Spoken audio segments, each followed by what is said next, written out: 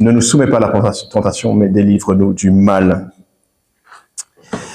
Il me semble qu'on veut tous être en sécurité. Combien de fois avons-nous souhaité bonne route à ceux qui partaient en voyage? Combien de fois avons-nous prié pour un être cher qui partait, pour un enfant qui part en classe verte?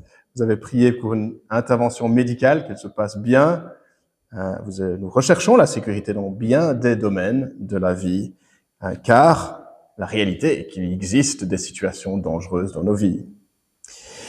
En réalité, la Bible explique que nous pouvons être en très bonne sécurité physique, mais en danger spirituel, en danger moral.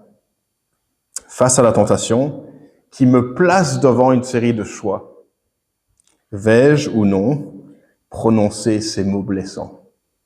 Vais-je ou non prendre un verre de plus? Vais-je ou non laisser libre cours à mes pensées impures? Vais-je ou non me mettre en colère? Il m'agace.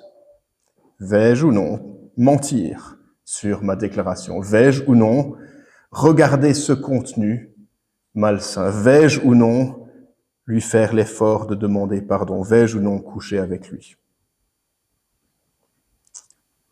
Et la réalité, c'est que nous pouvons être en danger donc spirituellement, et c'est beaucoup plus difficile de voir qu'on est en danger, parce que ce n'est pas nécessairement physique de la même manière. Comme dit ce matin, nous terminons notre 7e dimanche, et oui, 7 dimanches sur le Notre Père. C'est pas mal. Nous avons vu ensemble Notre Père céleste, que ton nom soit sanctifié, que ton règne vienne, que ta volonté soit faite sur la terre comme au ciel. Donne-nous aujourd'hui notre pain de ce jour. Pardonne-nous nos offenses, comme nous pardonnons aussi à ceux qui nous ont offensés. Et ce matin, ne nous soumets pas à la tentation, mais délivre-nous du mal. Pourquoi demander à Dieu cette prière? Quand faut-il prier cette prière? Et qu'est-ce qui nous retient de prier cette prière? Comment comprendre la tentation? Comment comprendre le mal? Comment comprendre le diable? Et petite parenthèse, on va pas étudier la petite partie entre crochets qui se trouve à la fin donc de Matthieu 6, verset 13, car c'est à toi qu'appartiennent le règne, la puissance et la gloire au siècle des siècles. Cette partie-là est très bien, c'est très bien de prier aussi cela, mais ne fait pas partie des manuscrits les plus anciens, il ne fera pas l'objet de notre étude ce matin. Donc mon objectif est tout simple ce matin, et c'est que nous puissions être motivés une fois de plus à prier cette prière, à prier, à comprendre ce que nous disons. Ne nous induis pas dans la tentation, ne nous garde-nous de la tentation. Et donc dans d'autres traductions de la Bible, on a plusieurs manières de traduire ce verset. Ne nous expose pas à la tentation, ne nous laisse pas entrer dans la tentation, garde-nous de céder à la tentation. Nous avons même chanté, garde-nous d'être tentés. C'est la même pensée. Et donc, afin de nous motiver à prier cette prière, je vous invite ce matin à regarder avec moi 2 points. D'abord, le danger, parce qu'il faut qu'on comprenne qu'il y a un danger. Sinon, on ne priera pas si on pense qu'il n'y a aucun danger. Il faudra réfléchir à ce que c'est la tentation, et notamment dans Jacques chapitre 1, qu'on va lire dans un instant. Et ensuite, deuxièmement, le secours que Dieu nous donne au milieu de la tentation. Et on a l'habitude dans cette église de rester dans un seul texte biblique. Ici, on va voyager. J'espère que vous êtes prêts à avoir votre Bible et vous faire quelques sauts de passage en passage. Et donc, notre but, comme dit, c'est de nous aider à prier. Viens, Père Céleste, garde-moi du mal. J'ai vraiment besoin de ton aide. Donc, premier point, qui se trouve aussi sur le feuillet. Danger, la tentation nous entraînera vers le péché. Danger, la tentation nous entraînera vers le péché. Je vous invite à tourner les pages donc du Nouveau Testament vers la page 796. 796. Et de lire avec moi Jacques chapitre 1, versets 12 à 15, un texte assez important qui parle de la tentation et la tentation qui coule vers le péché, qui est cette pente glissante vers le péché. Jacques chapitre 1, versets 12 à 15. Et nous lisons « Heureux l'homme qui tient bon face à la tentation, Car après avoir fait ses preuves, il recevra la couronne de la vie que le Seigneur a promise à ceux qui l'aiment. Que personne, lorsqu'il est tenté, ne dise « C'est Dieu qui me tente », car Dieu ne peut pas être tenté par le mal et ne tente lui-même personne. Mais chacun est tenté quand il est attiré et entraîné par ses propres désirs. Et puis le désir, lorsqu'il est encouragé, donne naissance au péché. Et le péché, parvenu à son plein développement, a pour fruit la mort. Gardons ce passage sous les yeux. La tentation, pour définir ce que c'est cette séduction trompeuse qui a envie de nous attirer vers le mal et vers un acte de mauvais, de péché. Remarquez dans ces versets que la tentation est une présence ici-bas dans notre expérience, pour nous tous, notre expérience, on le sait bien. Mais dans les versets, il est attendu qu'on doive nécessairement passer par la tentation. Et Jacques dit au verset 12, « Heureux la personne qui arrivera à tenir ferme dans la tentation. » Et que la tentation n'est pas pour toujours, puisqu'il y aura une couronne de vie pour ceux qui sont en Jésus-Christ, qui ont placé leur foi en lui. Sachons que la tentation en elle-même n'est pas péché. On se rappelle, Jésus a été tenté, mais sans péché. La tentation en elle-même n'est pas péché. Mais la tentation est un terrain très dangereux. C'est un peu comme cette personne qui est en haut d'une montagne et sur une pente enneigée. Et là encore, il est stable et il admire la vue, mais il se dit, est-ce que je pourrais me rapprocher un petit peu plus du bord? Et il se dit, je contrôle, ça ira, je sais ce que je fais. Et il prend le risque, il s'avance, et petit à petit, il glisse. C'est progressif, c'est lent, et puis encore un petit peu, il progresse, et puis il arrive à une situation, il ne maîtrise plus la situation. Et au final, il chute. La tentation est un petit peu comme ça. Elle est lente. On ne tombe pas généralement dans un grand péché, mais des petits compromis qui nous font glisser de plus en plus loin. Ah oui, par nature, nous ne glissons pas vers l'obéissance, vers plus de joie pour le Seigneur, mais nous glissons de plus en plus loin du Seigneur. Ça oui, le péché est trompeur. Mais d'où vient la tentation? Est-ce que c'est de Dieu? Est-ce que c'est du mal? Est-ce que c'est de Satan? Comment comprendre tout cela? Qui tente? Eh bien, dans la Bible, on comprend que c'est vrai que Dieu éprouve, il nous met à l'épreuve. Pas mal de versets qui vont dans ce sens-là. Il nous fait grandir à travers l'épreuve. C'est une manière de nous faire travailler notre foi, affermir notre foi.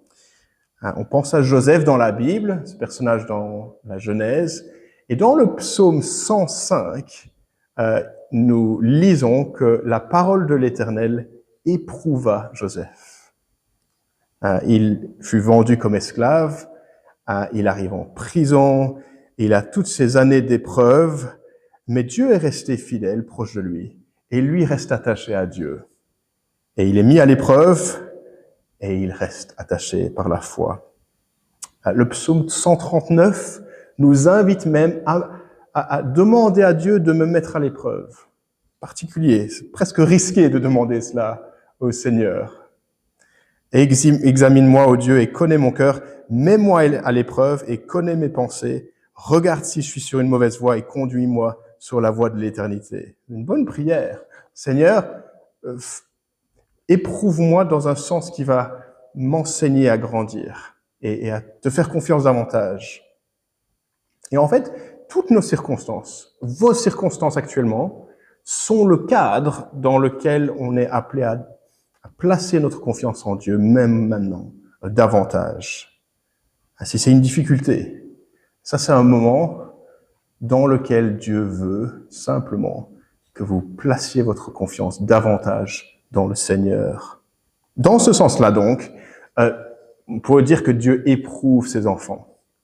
Et même que c'est une bonne chose qu'il nous met à l'épreuve, parce qu'il nous aime, il veut nous faire croître, comme un père ses enfants. L'un des psaumes Le psaume 119 dit ceci: « Avant d'être éprouvé ou affligé, je m'égarais, mais maintenant je me conforme à ta loi. » Et il voit un bienfait, en fait, dans l'épreuve que Dieu a eue sur lui. Mais regardons Jacques, chapitre 1, verset 13. Et ici, il y a une épreuve, mais c'est quelque chose de peu différent. Que personne, verset 13, lorsqu'il est tenté, ne dise « c'est Dieu qui me tente ». Car Dieu ne peut être tenté par le mal et ne tente lui-même personne. Et je pense que ça veut dire que Dieu est certes possible de mettre à l'épreuve quelqu'un, mais Dieu n'est jamais la source en lui-même de mal. Il ne faut pas attribuer le mal à Dieu. Dieu ne s'amuse pas à envoyer des situations impossibles à ses enfants. Ah, il est tombé. Ben oui. Dieu n'est juste pas comme cela. Dieu n'est jamais comme cela. On peut jamais lui lancer cette accusation. C'était plus fort que moi, Dieu m'avait donné une situation impossible. Non, on peut pas lui attribuer cela. Dieu ne nous pousse pas à la tentation dans ce sens-là. Et quel soulagement qu'au centre même de l'univers, on n'a pas un Dieu mesquin qui aime bien embêter les gens. Dieu n'est jamais comme cela. Tu es toujours bon. Dieu est toujours fidèle. Il n'est jamais méchant. Et donc on se dit, mais d'où vient cette tentation qui nous attire vers le mal? Pas de Dieu, mais de 3 sources, il me semble, dans la Bible. Et on en voit une dans ces versets ici, versets 14 et 15. D'où vient la tentation? Versets 14 et 15. De nos propres désirs, mauvais désirs. Mais chacun est tenté quand il est attiré et entraîné par ses propres désirs. Le désir, lorsqu'il est encouragé, donne naissance au péché, et le péché, parvenu à son plein développement, a pour fruit la mort. On est attiré parce qu'on a des mauvais désirs. En soi, chacun d'entre nous, c'est pas chouette à entendre, mais on a des désirs malsains. Et quand on succombe à la tentation, de fil en aiguille, cela donne naissance au péché, à un acte, des pensées, une attitude qui ont pour fruit la destruction et la mort. Mais la Bible explique aussi qu'on est tenté, pas simplement par nos mauvais désirs, mais aussi par le mal qui est dans le monde.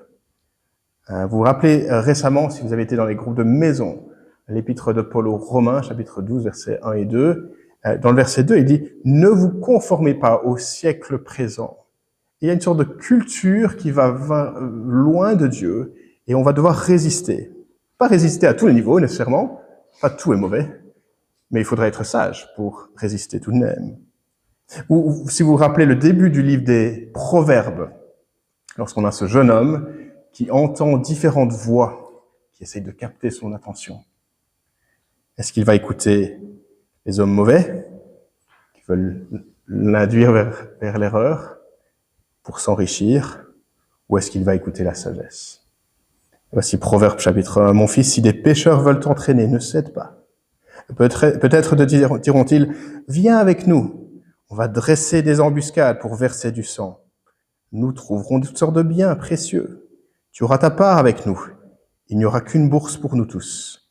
Mon fils, ne te mets pas en chemin avec eux. Écarte-toi de son chemin. » À certaines tentations, oui, c'est de notre propre mauvais désir, mais aussi parfois, c'est le mal d'autres personnes qui nous emmènent. Et si vous avez des enfants, vous ne voulez pas que vos enfants soient remplis ou entourés plutôt de telles voies. Vous voulez les protéger.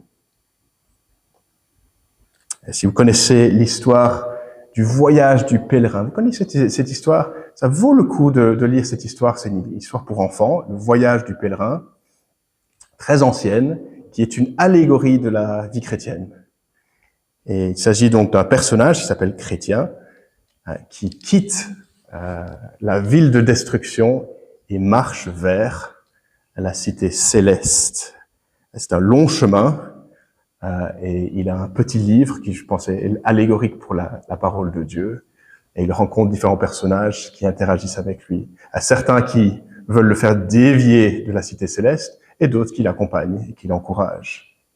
Et il se trouve qu'il y a un épisode dans cette histoire où la tentation est expliquée de manière allégorique. Et donc Chrétien et son pote arrivent dans une ville, la ville des vanités. Une ville où on vend de tout. On vous offre plaisir et richesse, et sensualité, et divertissement incessant. Et tout le monde ne fait que s'amuser et vivre pour le plaisir. Et Chrétien et son ami refusent de rejoindre ce qui se passe. Et les habitants trouvent cela très étrange. Et on se moque d'eux, on les méprise, et ils font face à une parodie de la justice. Ils sont condamnés et jetés en prison, persécutés. Et la ville des vanités est attrayante, mais on doit résister, on ne doit pas partir de ce voyage vers la cité céleste, on doit rester ferme.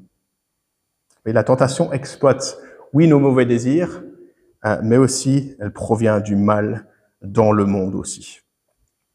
Et il n'y a pas que ça dans la Bible, il y a aussi la source qui est le diable. Et on a lu ça dans Éphésiens 6, on va lire le passage ensemble dans un instant. Votre adversaire le diable rôde comme un lion, selon 1 Pierre. Dans un sens, Satan se tient derrière tout mal. Il se tient derrière, il est le tentateur, le menteur. Ce n'est pas pour dire que nous n'avons plus de responsabilité pour nos actes, mais la source du mal n'est pas simplement à l'intérieur de nous, nos mauvais désirs, mais aussi externe, le monde et le diable. Je suis tout à fait conscient que si on dit cela dans notre génération, que le diable existe, on peut vite se moquer de nous. J'ai trouvé un livre pour enfants récemment j'ai pas acheté le livre, mais il était dans une librairie de seconde main qui expliquait le diable aux enfants. Et en gros, la ligne de ce livre, c'était de dire que c'était tout un symbole, que des gens y croient, mais que ce n'est pas vrai, au final, mais dans le monde un peu imaginaire. Voici ce que dit le philosophe athée André Comte-Sponville. « Je ne crois ni en Dieu, ni au diable. » La Bible, quant à elle, explique que le diable, il existe bien. Il est une créature céleste déchue. Il est sous l'emprise de Dieu. Dieu ne lui laisse pas faire tout ce qu'il veut. Le mot Satan signifie l'adversaire. Le mot diable signifie l'accusateur. Il est connu dans la Bible comme le prince des démons, le prince du pouvoir de l'air, le dieu de ce monde, le serpent ancien, le père de mensonges, toutes sortes de titres. Et son heure a déjà sonné. On a lu ça tout à l'heure dans Colossiens.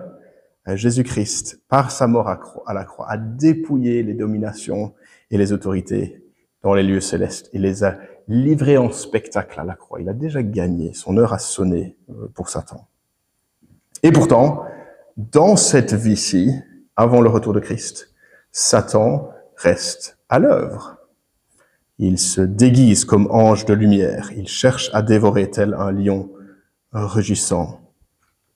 Et au retour de Jésus-Christ, il sera jeté dans le lac de feu de soufre. Et tant mieux. Et tant mieux. En tout cas, nous n'avons pas à craindre, parce que Satan est beaucoup plus puissant que nous, oui, mais beaucoup moins puissant que Dieu. Et petite parenthèse, attention de ne pas aller essayer de trouver une explication démoniaque dans tous les petits trucs qui se passent mal dans notre vie. Certains chrétiens font cela. Ils voient une bataille spirituelle à tous les niveaux et attribuent, comme à chaque moment de tout, où je me suis fait mal aux pieds, à une oppression démoniaque. Je pense que la Bible va pas aussi loin que cela. En résumé jusqu'ici, on a dit que si nous sommes tentés par le mal, ce n'est pas Dieu qui nous tente, bien qu'il nous éprouve et nous façonne à travers l'épreuve, mais nous sommes tentés par nos propres mauvais désirs, par le monde autour de nous qui veut nous attirer vers le mal, et par Satan en lui-même. Et pourtant, la Bible est super claire. C'est pas que ça manque de clarté sur l'appel qui nous est demandé. Faites tout pour ne pas faire nourrir les passions de votre chair. Faites mourir en vous ce qui est terrestre. Si ta main te pousse à agir, retranche-la. Mes bien-aimés, fuyez l'immoralité. Ceux qui appartiennent à Christ ont crucifié leur nature propre. C'est juste super clair, n'est-ce pas? On le sait bien. Donc on est tous concernés par cela. Et même les chrétiens sont concernés par la tentation. Pas parce qu'on est chrétien, qu'on est libre de ne pas lutter. Et on peut se demander, mais c'est ce que c'est? C'est une tentation qui est dangereuse. Dans notre culture, il me semble qu'on rigole parfois à la tentation et au mal. Je prends ça pas très au sérieux. Vous connaissez peut-être la série télé-réalité que je n'ai pas suivie, mais il y a cette série qui s'appelle l'île de la tentation, des couples qui se mettent dans des conditions apparemment de tentation pour mettre à l'épreuve la solidité de leur couple. Des tentateurs arrivent pour créer des situations, j'imagine, qui exposent soit la fidélité ou l'infidélité d'un couple. Et je ne recommande pas le programme, mais le but, je présuppose que c'est de montrer que il est difficile de résister à la tentation lorsqu'on met les circonstances pas de notre côté, lorsqu'on se met dans des situations de glissement. Et ça me fait penser à ce proverbe qui dit « Peut-on prendre du feu contre soi et ne pas être brûlé ?» Mais non, bien sûr que non. Tu serres fort le feu contre toi, tu vas te faire brûler. Tu joues avec le feu, ça va faire mal. Et donc les conséquences de la tentation sont graves, et donc on doit prendre cela au sérieux. Et la Bible dit, si aujourd'hui vous entendez sa voix, n'endurcissez pas votre cœur. Et donc nous devons nous équiper. Et peut-être nous nous disons, oui mais moi je suis un cas à part, j'arriverai à tenir tout seul. Non, tu n'arriveras pas tout seul. Dans notre expérience, nous voyons les exemples de ceux qui ont fait naufrage de leur foi, qui ont abandonné ou qui abandonnent l'idée de résister à la tentation. Nous lisons dans la parabole du semeur, cette semence qui ressemble à ceux qui entendent la parole de Dieu, qui l'acceptent, et puis les préoccupations de ce monde, l'attrait trompeur des richesses et les passions en tout genre, pénètrent en eux et la rendent infructueuse. Ou, comme à l'époque de Timothée dans le Nouveau Testament, qui voit un de ses copains, Démas, abandonner Paul et l'Évangile par amour pour le siècle présent. La cité des vanités. Et donc, point 1, la tentation nous entraînera vers le péché. C'est la conséquence logique de laisser libre cours à la tentation. Et on pourrait dire, ouais, mais est-ce que ça veut dire que la bataille est perdue d'avance, c'est ça? C'est assez dépressif, déprimant comme situation? Eh bien non, parce que point 2, Dieu a pourvu une manière de nous préserver. Et voici donc ce que nous allons apprendre. Dieu nous délivrera toutes les fois que nous faisons appel à lui. Nous devons faire appel à lui pour être dans la sécurité. Comment résister face à nos mauvais désirs? Comment résister à la pression du monde? Comment résister au diable lui-même? Eh bien, dans cette prière du Notre Père. En disant à Dieu, ne nous laisse pas entrer dans la tentation, mais délivre-nous du mal. Père Céleste, j'ai besoin de ton aide. Père Céleste, je reconnais que je suis en danger. Père, je ne me tiendrai pas tout seul. Père, le mal existe, mes propres désirs, le monde qui m'étouffe et le diable qui rôde. J'ai besoin de ton aide. Garde-moi, délivre-moi. Je ne sais pas pourquoi exactement dans notre traduction on a « ne nous soumets pas à la tentation ». Le mot, à l'origine, c'est le mot « amener » ou « entrer ». Et peut-être qu'on a eu un peu peur qu'on attribue à Dieu de tenter quelqu'un. Et donc, on a adouci un peu la traduction. « Ne nous laisse pas entrer dans la tentation ». J'aime bien cette traduction. Ça me fait penser à une porte qui se tient devant nous. Une porte que si on ouvre, il y a le péché derrière. Père Céleste, ne me laisse pas même regarder à travers le trou de la serrure. Je vais pas ouvrir cette porte. Garde-moi d'ouvrir cette porte. Que je n'y entre pas. Et plus que ça, que je n'emprunte pas le chemin qui mène à la porte, puisque c'est progressif, cette tentation. Oui, le péché se tient, est couché à la porte et n'attend qu'une seule chose, l'opportunité. Et quand nous prions cela, notre confiance est en celui, à qui nous faisons appel, au seul Dieu vivant et vrai qui est bon et qui nous garde et qui répondra à notre requête.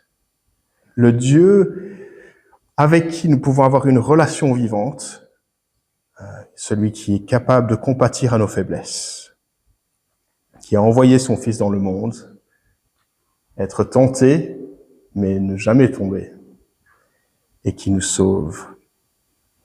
Et donc nous prions, Père Céleste, ne me permets pas d'ouvrir cette porte, que je ne tombe pas dans la tentation.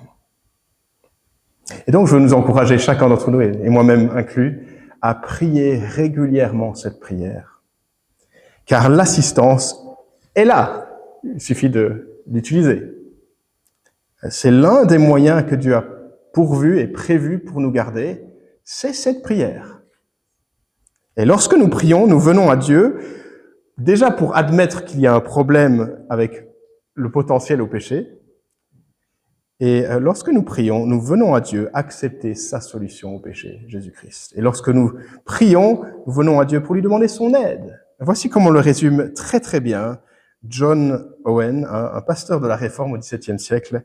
Et je lisais un livre sur le péché et la tentation qu'il avait écrit. C'est comme si c'était écrit pour notre génération, c'est tellement bien.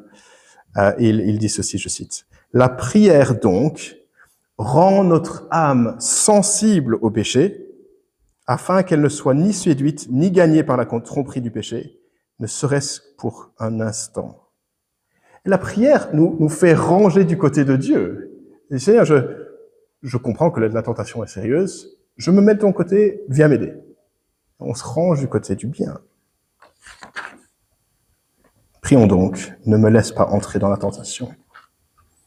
Quand prier cette prière? Forcément dans le moment de difficulté. Forcément. Il y aura à travers les années, et dans mon expérience d'être chrétien depuis quelques années aussi, certains moments où on sera particulièrement à l'épreuve. Il n'y a pas nécessairement un grand poster qui dit « moment de tentation ». Ça nous tombe dessus. Et à ce moment-là, on a besoin de fuir le péché et à demander à Dieu son aide.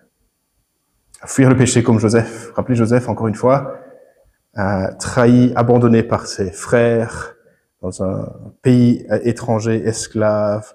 Et puis, ça commence à mieux aller. Il retrouve un travail pour le riche Potiphar.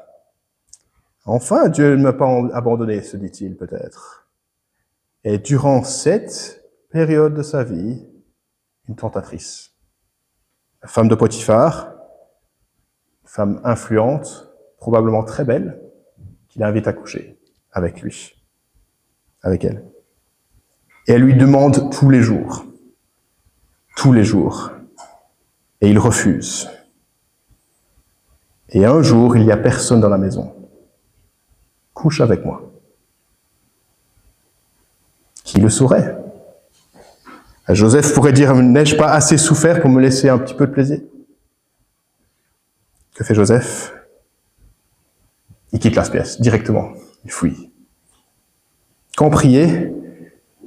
Tous les jours, régulièrement, cette prière. Nous avons besoin, après tout, de pain quotidien, nous avons besoin de pardon quotidien, nous avons besoin de prier pour la protection de manière quotidienne. Alors pourquoi ne prions-nous pas cette prière? Parce que je pense, on fait confiance à nous-mêmes. Je vais tenir, ça ira, je contrôle, je maîtrise. Est-ce parce que nous avons une vision erronée de la difficulté que c'est la tentation? Une vision erronée de nous-mêmes et de nos forces, et une vision erronée des avertissements de Dieu. Et on se dit, mais est-ce que la prière est vraiment la solution? Regarde avec moi, Éphésiens, Et on va terminer avec cela. Page 770, Éphésiens chapitre 6. Ce petit texte qu'on a lu tout à l'heure, qui part de du besoin de nous de tenir ferme dans le Seigneur. Chapitre 6 d'Éphésiens, page 770. Revêtez-vous, verset 11, de toutes les armes de Dieu, afin de pouvoir tenir ferme contre les manœuvres du diable, le diable qui se tient prêt à nous embêter. Et remarquez déjà que la bataille n'est pas de gagner du terrain, mais de résister, de tenir ferme. Le terrain, il est déjà gagné par Jésus-Christ. En effet, verset 12, ce n'est pas contre l'homme que nous avons à lutter. C'est l'une des raisons pour lesquelles les croisades sont totalement une grosse erreur des chrétiens. On ne lutte pas contre des hommes, mais contre les puissances, contre les autorités, les souverains dans ce monde des ténèbres, contre les esprits du mal dans les lieux célestes. La bataille est beaucoup pire, plus dangereuse qu'on ne pourrait résister nous-mêmes. Mais Dieu a pourvu les armes. Tenez ferme avec les armes. Et l'une des armes, on pourrait dire celle qui entoure toutes les armes, c'est verset 18. Faites en tout ce temps, par l'Esprit, toutes sortes de prières. Priez. Nous ne pouvons pas lutter sans prière pour résister à la chair, au monde et au diable. Et j'aime bien comment dans le verset du Notre Père, on est appelé à prier de manière communautaire. C'est un nous, encore une fois. Ne nous expose pas à la tentation. Pas simplement ne m'expose pas à la tentation, mais ne nous je pense que ça veut dire que nous devons nous aider les autres. Dieu ne nous a pas juste sauvés individuellement, mais dans l'Église, avec des frères et sœurs. Si Dieu m'a donné des frères et sœurs, eh bien, dans l'heure de la tentation, il serait utile d'avoir un frère ou une sœur de confiance avec qui je peux partager cela. Tu sais, j'ai beaucoup de mal avec ces petites vidéos pour l'instant, j'ai besoin de l'aide. Est-ce que tu peux prier avec moi? Est-ce que tu peux prier pour moi cette semaine? Tu sais, j'ai beaucoup besoin de patience avec cette personne qui m'agace tellement. Est-ce que tu peux m'aider à prier pour moi dans cette situation? On est ensemble, pas tout seul. Ne nous expose pas à la tentation. Et c'est l'une des tactiques du diable de nous isoler. Et si tu luttes seul, tu auras beaucoup plus de mal. Et le diable adore isoler une personne pour en rendre une petite île, un petit îlot tout seul. Danger, la tentation va nous entraîner vers le péché, mais Dieu, point de, nous délivrera toutes les fois qu'on fait appel à lui. Et si nous sommes tombés, repentons-nous rapidement et rappelons-nous du verset précédent du Notre Père. Pardonne-nous nos offenses. Nous avons Jésus-Christ, l'intermédiaire entre nous et Dieu, qui est mort une fois pour toutes pour prendre mes péchés. Et nous continuons à dépendre de lui.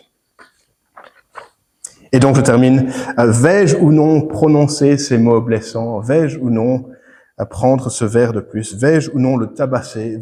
J'ai envie de faire cela. Vais-je ou non faire l'effort de demander pardon? Vais-je ou non regarder ce contenu? Et ainsi de suite. Qu'est-ce qu'il faut faire? Notre Père céleste, ne nous soumets pas à la tentation, mais délivre-nous du mal. Ne me laisse pas entrer dans cette pièce où le mal existe. Nous devons combattre par l'Esprit en nous, par la force que Dieu nous donne et par la prière. Et c'est une marque toujours présente dans cette vie-ci, avant le retour de Jésus-Christ, de devoir tenir ferme. C'est même une marque d'authenticité de notre foi, que nous luttons et nous prenons au sérieux le péché.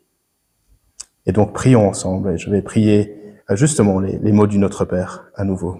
Prions.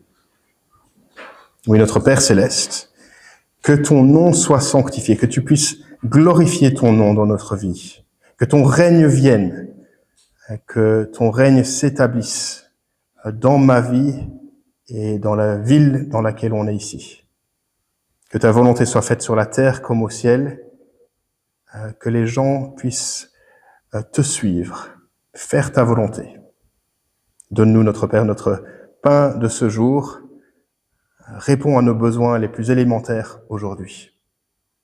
Pardonne-nous nos offenses, comme nous pardonnons aussi à ceux qui nous ont offensés. Donne-nous, notre Père, de dépendre de Jésus-Christ. Nous dépendons de lui.